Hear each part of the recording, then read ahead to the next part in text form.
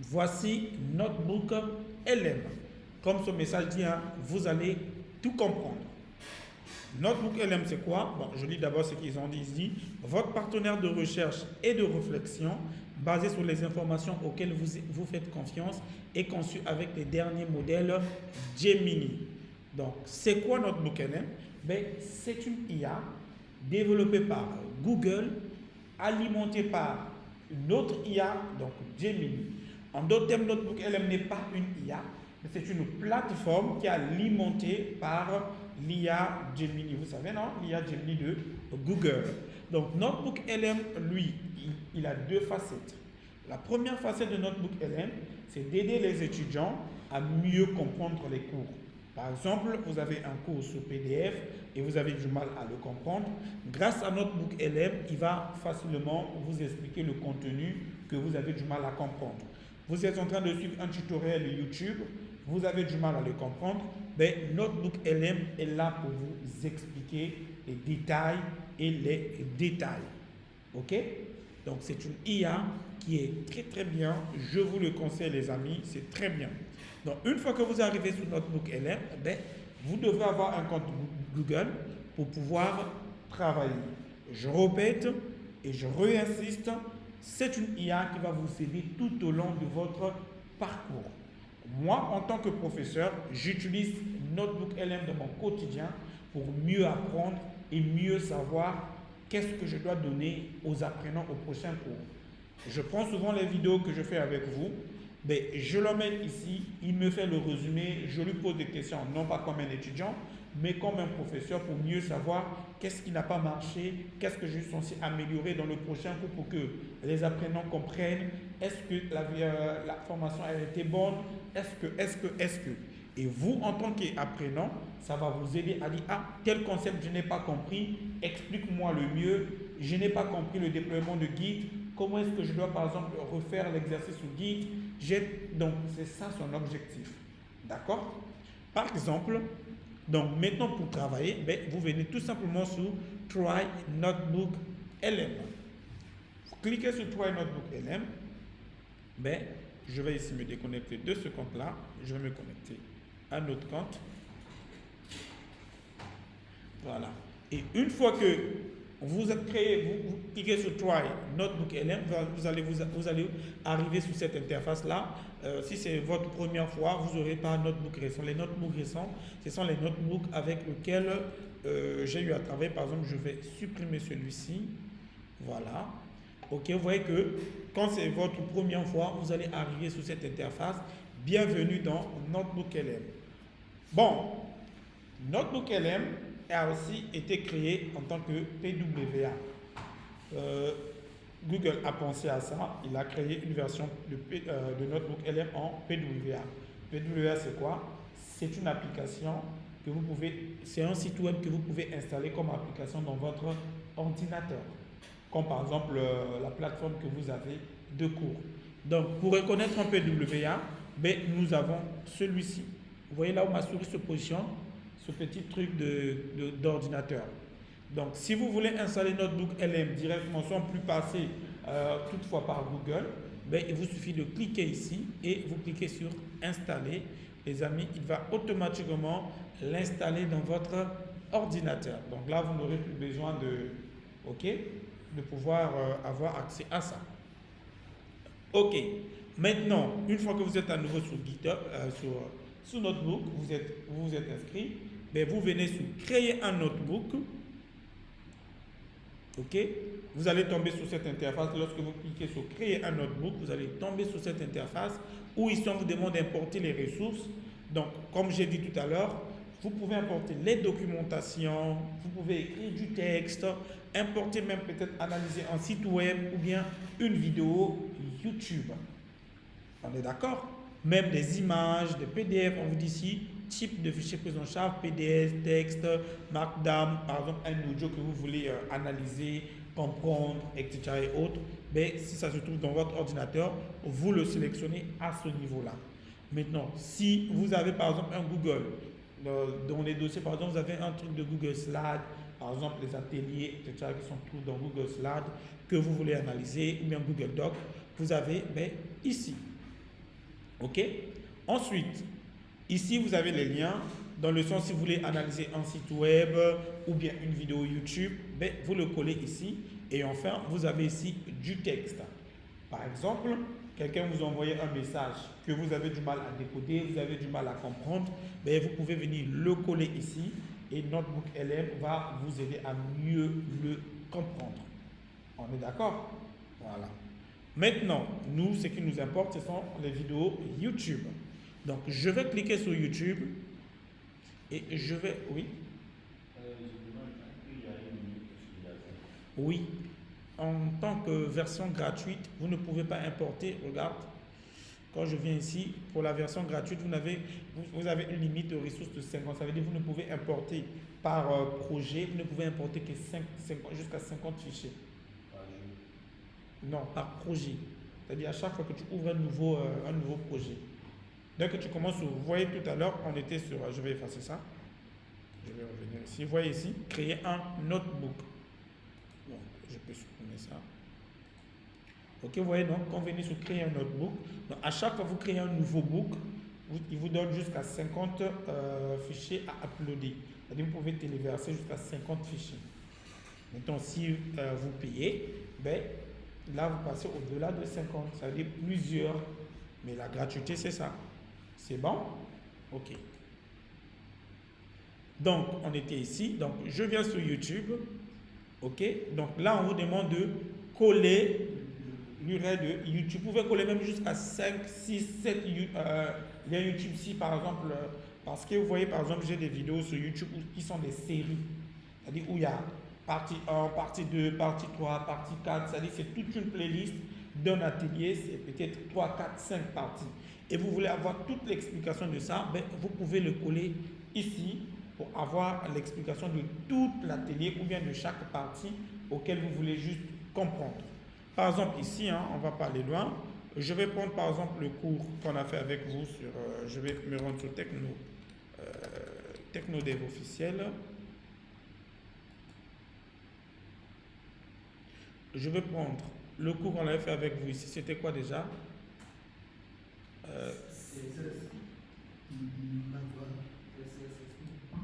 Ok, navbar.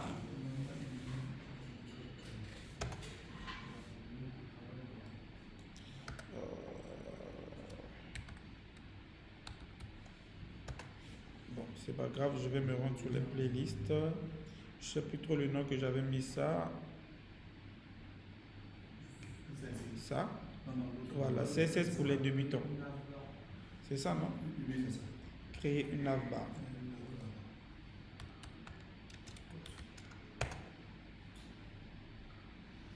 C'est là, créer une navbar responsive en ligne avec CSS. Je copie ça. Donc, vous voyez ici, je vais faire simplement clic droit, copie, vidéo, URL. Est-ce que vous voyez? Donc, je copie le vidéo URL ou bien vous copiez celui du mien ici. Et moi, je vais prendre copie vidéo URL. OK. Ensuite, je viens sur mon fameux notebook LM, je colle ça ici et je fais insérer. Et lui, qu'est-ce qu'il va faire? En un rien de temps, vous voyez, il est en train d'analyser automatiquement le truc et ben, il vous donne même déjà même un titre très joli. Vous voyez que même lui, il résume le titre pour que vous puissiez mieux comprendre de quoi il s'agit. Et là, vous voyez, il vous dit responsive navbar creation without setup. Ça, c'est il a parlé en anglais. Mais ici, on vous dit quoi? Regardez, il dit ces textes sont des transcriptions d'un tutoriel sur la création d'une barre de navigation responsive en utilisant uniquement HTML et CSS sans JavaScript.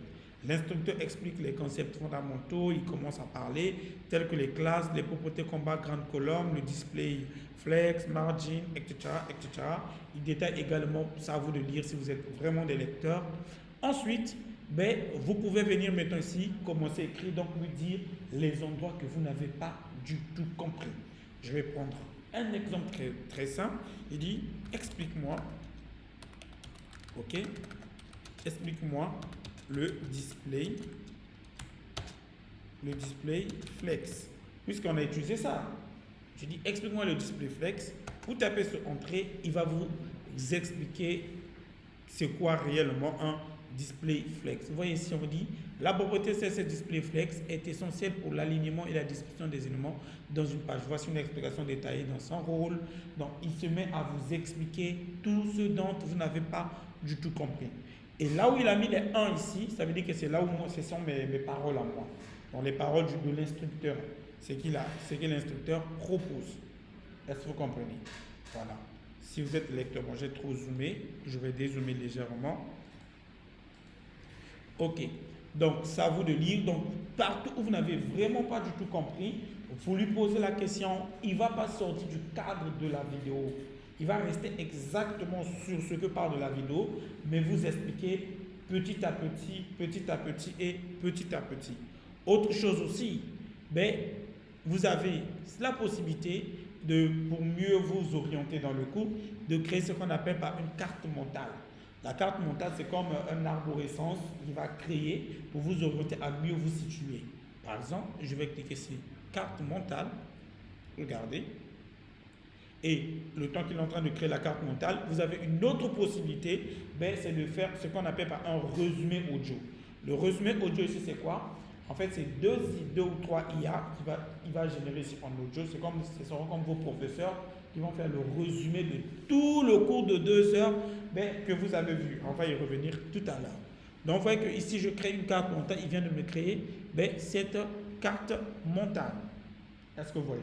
Si je clique sur la carte mentale, regardez, les amis, il me crée un truc comme ça.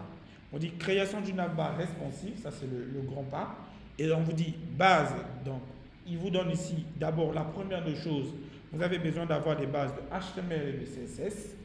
Ici, c'est pour dire que je peux déployer pour savoir qu'est-ce qu'il faut. On dit fichier style.css. Si je clique encore, il te dit création dans CSS, rôle, définir le style. Donc ici, ce que la carte te fait, il te donne les étapes, les processus à suivre. Donc on te dit la première des choses, tu dois avoir les bases du HTML et du CSS. Ensuite, quand tu dois créer le fichier style.css. Maintenant, il te dit ici, création dans le dossier CSS. Si tu veux avoir plus d'explications, ça veut dire quoi ce qu'il est en train de dire? Il te suffit de cliquer sur ça et bam, ici il te donne l'explication de ce qu'il a donné sur la carte mentale. Regardez. Vous voyez ici, il dit la création et l'intégration du fichier style.css sont des étapes fondamentaux dans le développement web pour utiliser machin. Donc, il te donne tout ça. Ensuite, vous pouvez revenir encore ici. Après, vous avez la possibilité de zoomer. Zoom à ça. J'ai trop zoomé. Vous voyez, non, vous avez ici rôle, définir le style.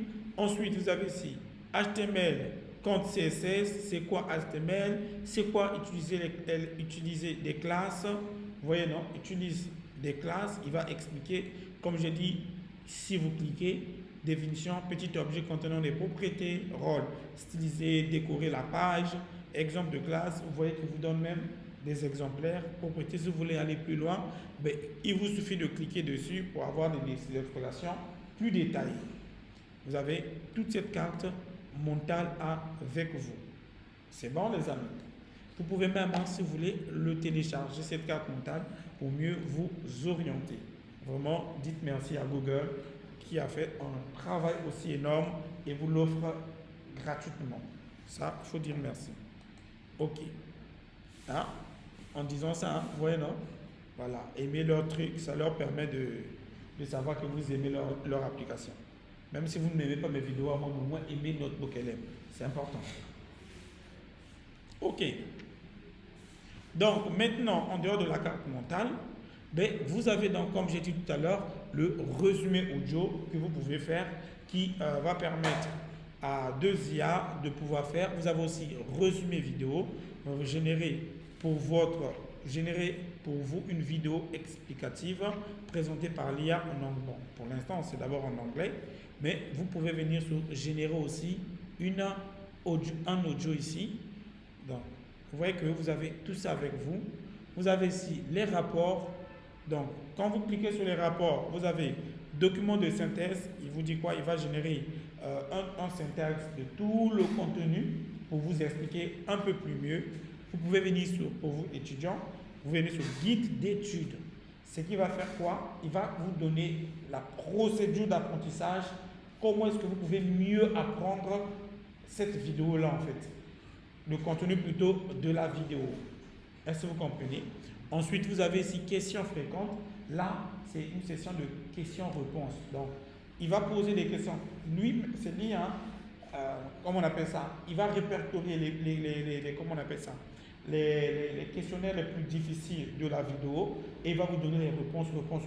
Regardez, si je clique ici, il est en train de générer la note. Vous allez voir tout à l'heure.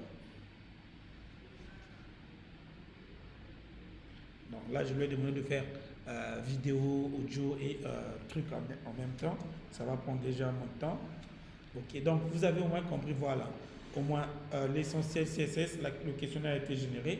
Donc vous voyez que si je viens sur l'essentiel HTML CSS, dès que je clique, regardez, on vous dit quoi?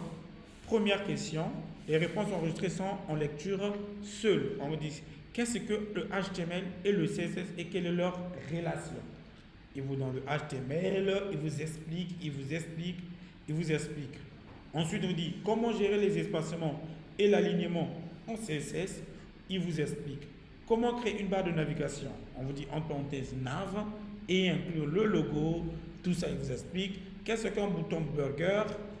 Est-ce que vous voyez? Il ne sort pas de la vidéo. Il reste exactement sur la vidéo. Mais qu'est-ce que l'IA a fait? Il essaie de voir quels sont les onglets qui sont difficiles aux apprenants de comprendre. Et il vous pose cette question et vous donne en même temps la réponse. En développement, on appelle ça une foire aux questions. Donc vous avez une question avec sa réponse, une question avec sa réponse.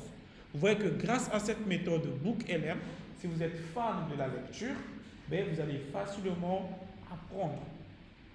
Est-ce que vous comprenez? Je dis bien facilement apprendre. C'est-à-dire que vous apprendrez même des choses qui vont au-delà de la vidéo. Et je vous conseille beaucoup cet outil. Je vous ai dit, moi-même, votre professeur, ben, je l'utilise au quotidien.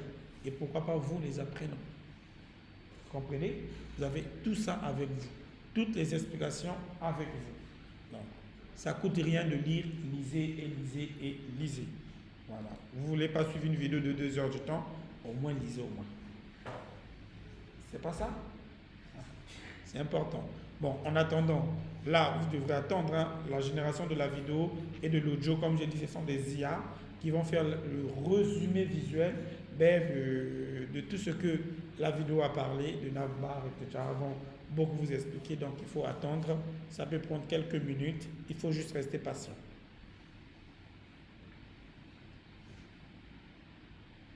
Il faut finir. C'est parce que je les ai lancés les deux en même temps.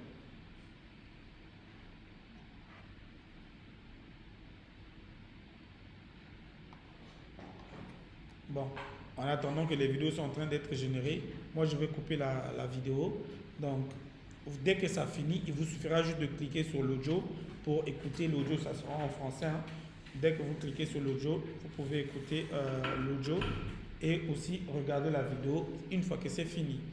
Voilà, donc pour l'instant, voici un peu une petite vidéo que je viens de faire pour vous expliquer comment fonctionne Notebook LM et en quoi cela peut bien vous aider. Et vous-même venez de voir, ok, en quoi cela vous aide. Je tiens quand même à le dire, Notebook LM n'est pas ChatGPT, n'est pas une IA, c'est une plateforme alimentée par une IA pour vous aider à comprendre ce que vous ne comprenez pas. En fait, pour vous aider à apprendre. Ok? Peu importe le domaine, peu importe ce que vous avez à faire. Vous expliquez des sujets, vous expliquez des vidéos, vous expliquez des documents. Ok? Vous expliquez plein de choses. Voilà.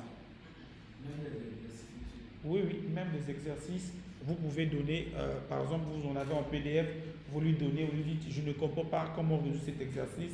Il va être là à, comment on appelle ça, à vous expliquer. Voilà. Actuellement, il y a un ami, bon, un camarade à vous qui était dans l'autre formation de software, qui est en train de créer une intelligence artificielle XR qui va permettre de pouvoir se former dans les différents trucs de mathématiques ici en Côte d'Ivoire. Ce sera doté de son IA. Il m'a montré ça avant-hier, j'ai beaucoup aimé. L'interface est simple, les exercices sont très bien résolus. Qui sait? C'est notre votre africain. Donc, j'espère que vous allez recommander son IA à tout le monde. Laissez-moi d'utiliser celui des blancs. C'est bon? Ok. Bon, cette partie-là, je vais enlever ça.